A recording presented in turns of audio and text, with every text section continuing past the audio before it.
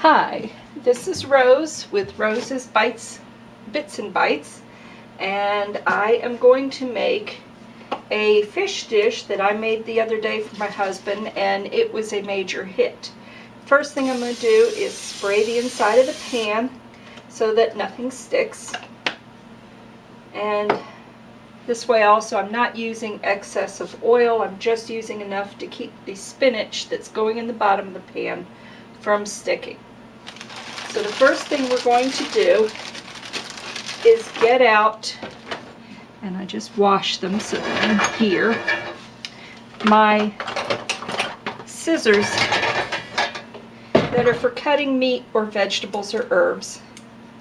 And these are wonderful because you can take them apart and clean them, so you never have bacteria growing, since I use these for cutting up chicken as well as herbs and other things. So first things first, we're going to take the spinach in small bunches, and we're just going to sort of chiffonade it. This is just the quick way to do it. And I'm covering the whole bottom of the pan with spinach so that we'll have some chopped spinach with this fish, and it'll be the base underneath the fish. And I'm going to use pretty much this whole bag of spinach to do this. Now I have to admit, this recipe, the way I'm making it today, not a calorie saver for the most part, because I'm going to be using some mayonnaise and cream of shrimp soup. But as an alternative, I could do this with goat cheese, goat yogurt, and shrimp that I've cooked, and I save off the water that I boil the shrimp in to make basically the cream of shrimp mixture, but much lower calorie, because I won't be using heavy cream. I'll be using the chèvre cheese, and instead of mayonnaise I'd use goat yogurt. Make a much lighter calorie base, and this is the sauce that would go over the top of the fish.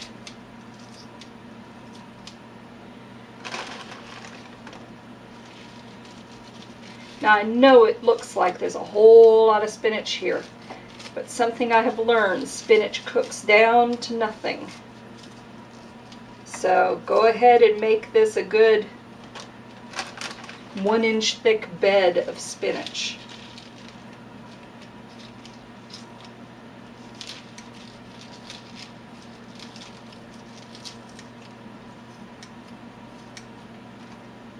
And don't worry if all the leaves don't get cut up.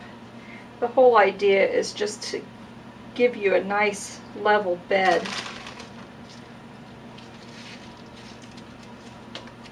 If I'm doing salad, I take the stems off, but for this, I don't worry about the stems because they're going to cook down and be all tender.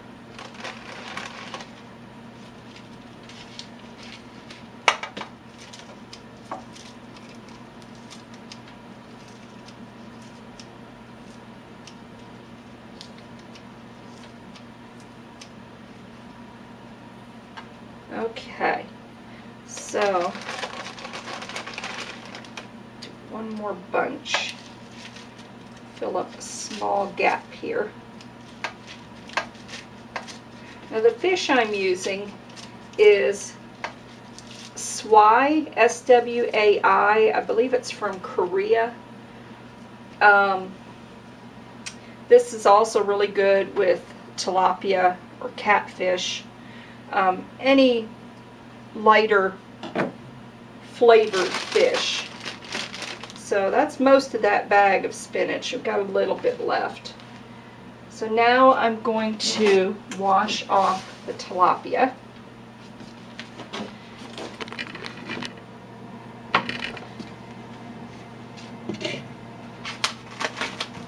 Normally with this recipe I use some panko breadcrumbs on top. I don't have any today, so I took some bread and I carefully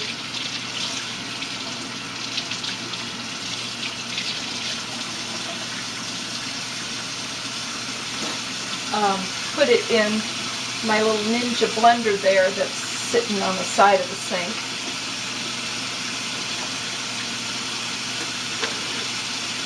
And I made breadcrumbs, and they're currently in the oven toasting so that they'll be a little drier when I put it on this, and they'll give a nice crunch to the top of the dish. Also be really good is like almond slices. Would toast up really well too. And I'm just washing my hands because I like to keep my hands clean through every step of what I'm doing. Okay. Now let's just make sure we're back on target here. Yep. Okay. Now, I made up a recipe when I did this the first time. So I've now cut up the spinach and I've washed the fish. And now we're going to sprinkle on about a teaspoon of the Trader Joe's. This is 21 Seasoning Salute from Trader Joe's. It's a wonderful seasoning spice, has no salt in it, and so if you're on a salt-free diet, great for you.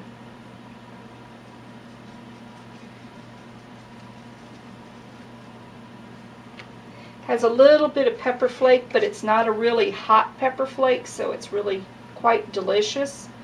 It's like onions, spice, black pepper, celery seed, cayenne pepper, parsley, basil. Delicious. So, okay, we put that on there, and I'm also going to do about a teaspoon of garlic powder, which is sitting on this side. Again, just right over the spinach. When the spinach cooks down, it produces liquid, and those spices will get into the moisture and flavor the spinach and the fish. So I thought this time I might add some broccoli around the side, just because I've got it, and I like the veggies. So we're going to take a little of this fresh broccoli here that was on sale at Kroger, and I'm going to snip the heads off. But I'm going to save the stems because you can use the stems to make cream of broccoli soup, which is just delightful. And it was 10 for $10, so Richard got me several heads. So I have that option. Again, we're going to use our scissors and just snip. And we're going to put them around the edge.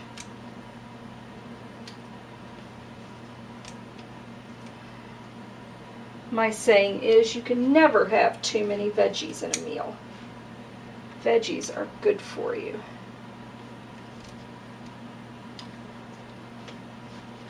And look how beautiful and green these broccoli florets are.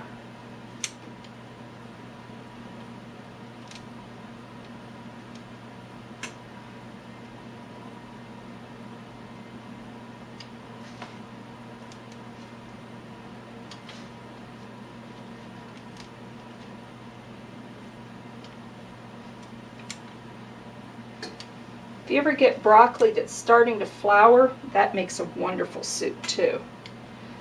Squash blossom soup is really delicious. I haven't made that in quite a while, but then I haven't grown my own squash in quite a while. Last year's, or 2 years ago, the bugs just destroyed the squash, and I ended up not having any usable from my entire garden. Very disappointing. I'm hoping to grow this year, but you know, it's only February, so we won't be planting for another few weeks at least.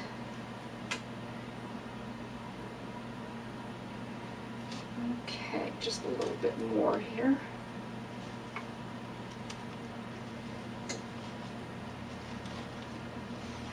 You could also put maybe some carrots that you've parboiled for a couple of minutes so that they're soft or tender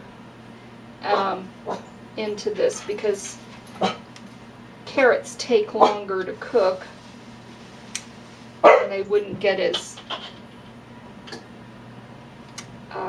they'd be crunchy still.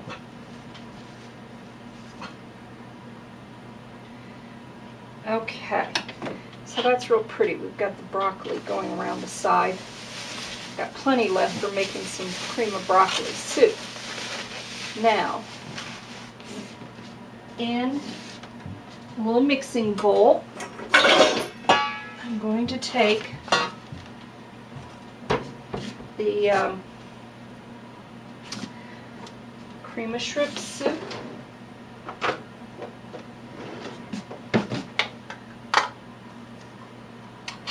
This is from Campbell's. And normally you'd mix, if you're making it into soup, you'd mix it with a can of milk and, you know, cook it on the stove. But it's one of those great for cooking soups, and it really is. The flavor of this is just wonderful. Yes, it does have some milk product in it, so if you are lactose intolerant, take that into consideration. I will have a bit of a reaction to this, but it's not too bad. And I'm not going anywhere today, so I'm not worried about it. This is why I've come up with the alternative using the goat chèvre and goat yogurt and making my own version of cream of shrimp. But I haven't been to Whole Foods lately, which is 35 miles away, and since I can't get up there, I'm just going to deal with things this way. Now we're going to use about a half a cup of the mayonnaise. It's just to thin down the soup a little bit.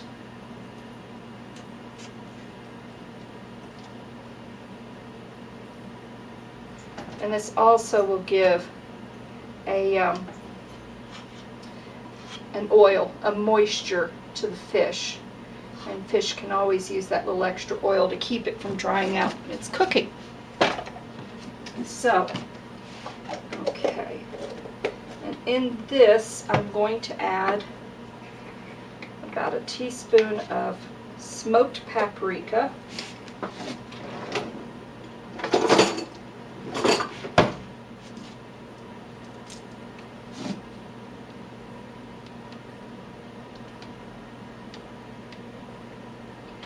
Love the smoky paprika, and this is a sweet smoked paprika, not hot or spicy.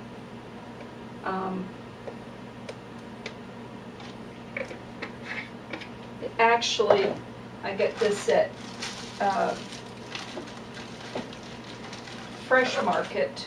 Comes in a little can like this.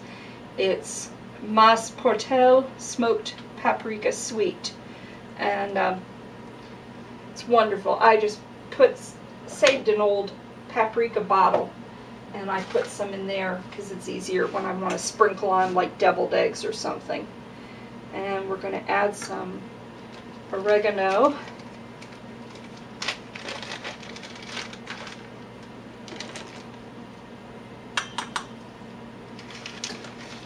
Also about a teaspoon.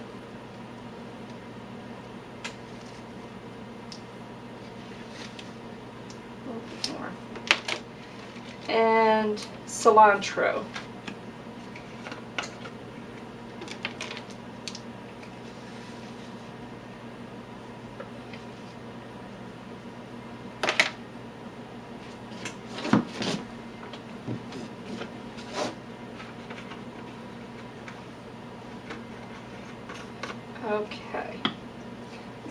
stir this together. And you can see it's mixing nicely.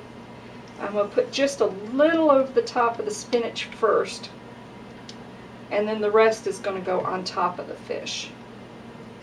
Now the other day when I made this, I had some of my pepper spread that I make.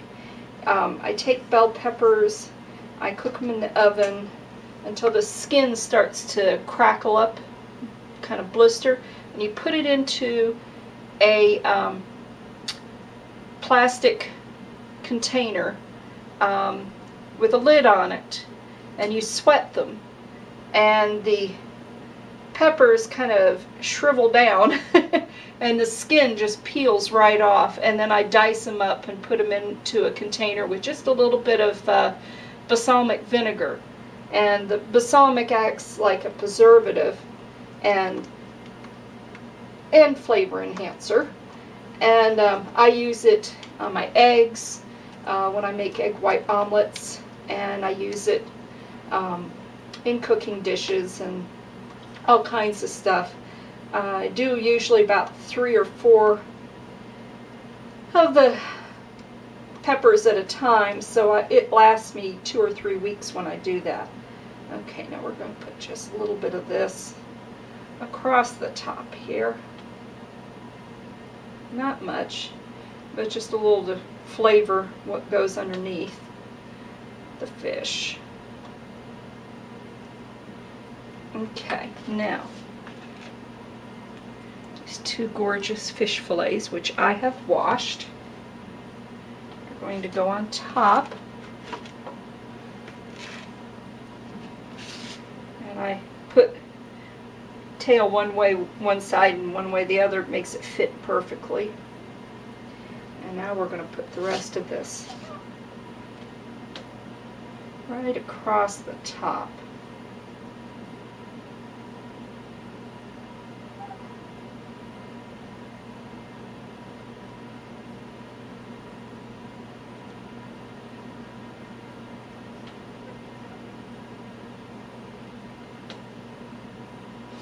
You can also use this cream of shrimp soup, add it to cream cheese and a can of the little cocktail shrimps to it, and it makes a fabulous dip for parties.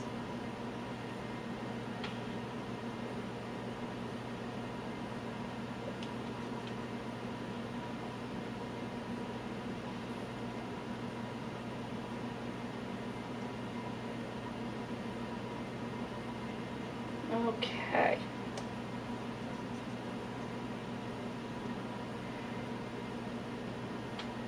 Now I had my breadcrumbs in the oven toasting up a bit while the oven heated. So I can now add them to the top.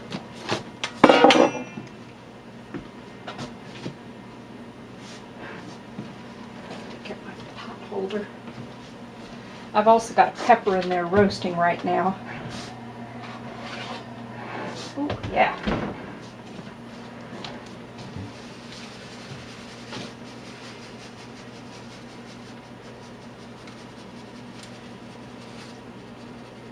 These breadcrumbs were like a sourdough rye, so they have a little bit more flavor than the last ones did.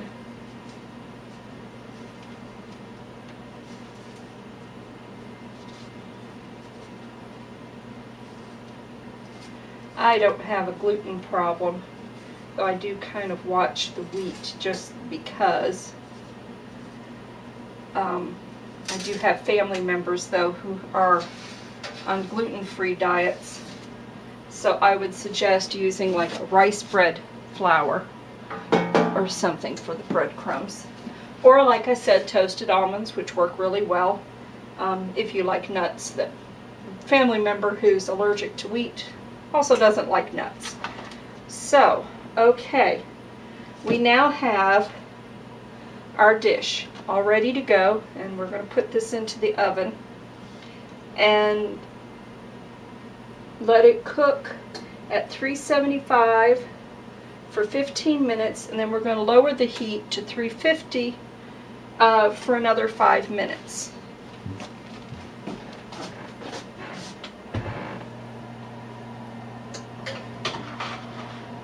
And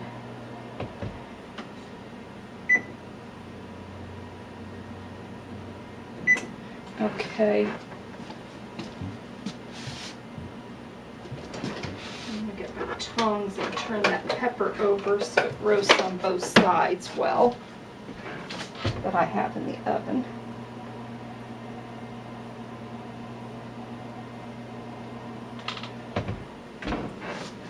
There we go.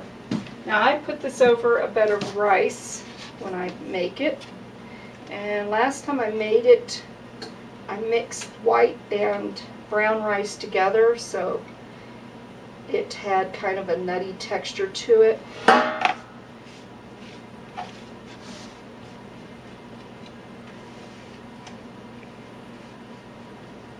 But you can use all white rice, all brown rice, depending on your personal preference.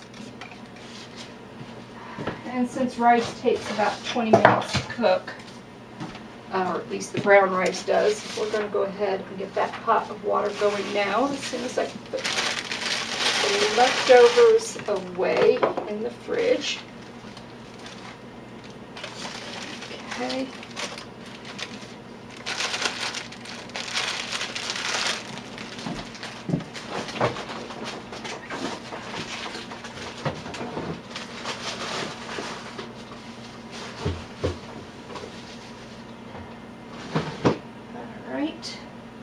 Mayonnaise in the fridge. And let's clean this stove top off.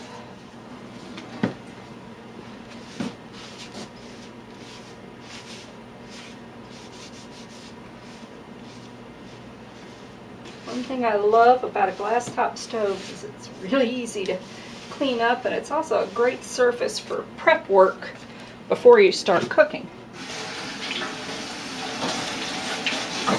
I'm going to bring John up to work. He's getting ready to walk up there. I said, I'll do it, right? Oh, okay. All right. And we need a pot, which husband washed and put away in the wrong spot. Okay, now you want 2 cups of water to 1 cup of rice. And I have my handy dandy 2-cup measure right here.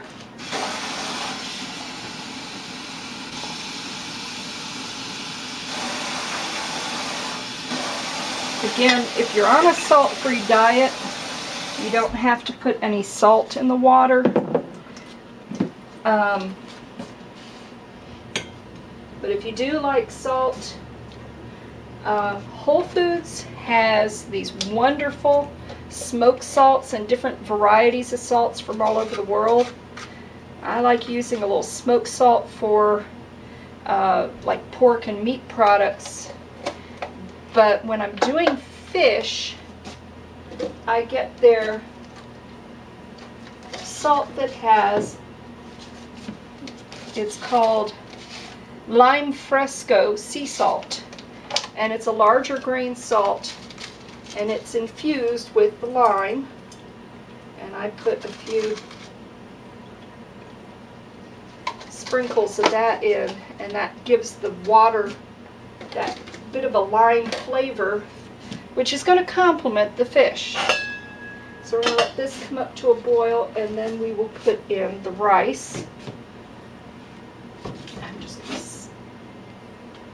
going to measure it into a bowl since I'm mixing half and half. Maybe I'm not. Oh, white rice already sitting there. Okay, you're going to want 1/2 cup of the brown and 1/2 cup of white, or all white or all brown, depending on your preference. And I'm going to put the brown right in because it takes a little longer, because it still has the husk on it, to start cooking. And I'll put the white in as soon as the water reaches a boil. Okay. And the reason I did it over this is so you don't end up with rice all over the kitchen floor. I don't know if you noticed what I have here. This is an old mayonnaise container. Makes a really great storage for rice and other dry goods. These had snack food for like during the football season, and it had pretzels and nuts and all kinds of stuff in it. I just saved the containers. They're from Oots. They make great containers for storing spaghetti, pasta, rice, whatever you have, and a heck of a lot cheaper than going out and buying the storage containers that they make for them, which are $10, $15 a piece. So, you know, about $4.98 for the snacks. You eat the snacks up and you save the container. So, a win-win situation in my opinion. And I like a little cilantro in the rice because it gives it color. Not so much flavor, just color. A little bit of flavor. Now I have a cilantro kick.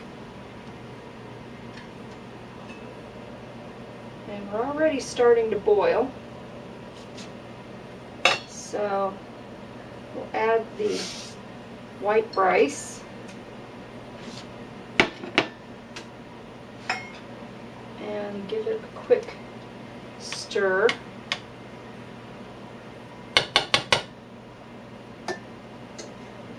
Put the lid on. Once this reaches a full boil, we're going to turn it, which it's doing now, turn it down to low so it doesn't boil over, and your rice will cook 20 minutes.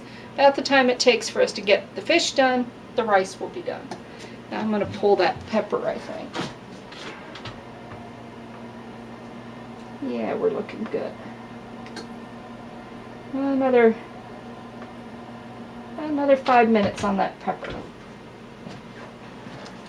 So, we'll start this back up once we have everything ready to come out. So, we are now going to serve this up. Putting rice down on the plate.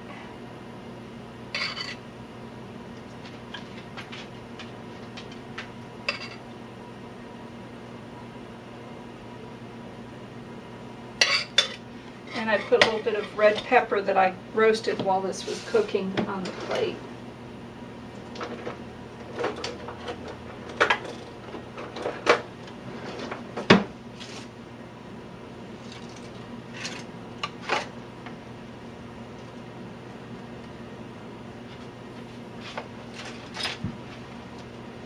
And by using 2 spatulas, we can pretty much lift that piece of fish right up and onto the plate.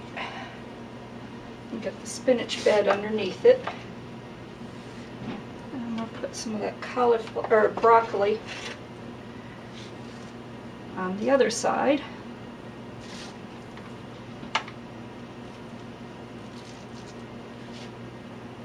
And just another slice of the pepper. Beautiful plate.